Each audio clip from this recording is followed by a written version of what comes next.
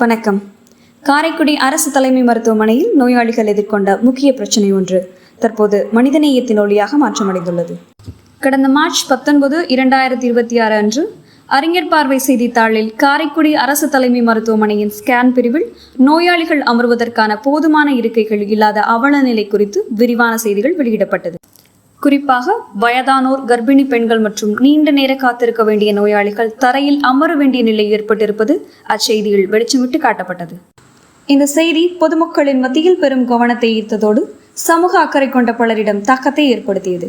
இதன் எதிரொலியாக Karaikudi welfare association உடனடியாக நடவடிக்கை எடுத்து மருத்துவமனைக்கு தேவையான உதவிகளை வழங்க நன்கொடையாளர்களை அணுகியது. அதனைத் தொடர்ந்து சமூக பொறுப்புடன் செயல்பட்டு வரும் திருஞானம் அவர்கள் தனது அன்பு தாயாரின் பிறந்த நாளை முன்னிட்டு ரூபாய் 20,000 மதிப்பிலான 20 நாற்காலிகளை அரசு மருத்துவமனைக்கு நன்கொடையாக வழங்கினார். இந்த நாற்காலிகள் ஸ்கேன் பிரிவில் நோயாளிகள் மட்டுமின்றி அவர்களுடன் வரும் உறவினர்களும் வசதியாக அமர்ந்து காத்திருக்க உதவியாக இருக்கும் என்று பொதுமக்கள் தெரிவித்தனர். மருத்துவமனை நிர்வாகம் சார்பில் நோயாளிகளின் நலனை கருத்தில் கொண்டு உதவி செய்த நன்கொடையாளருக்கும் பிரச்சனையை வெளிக்கொண்டு வந்த அறிஞர் பார்வை ஊடகத்திற்கும் மனமார்ந்த நன்றிகள் தெரிவிக்கப்பட்டன.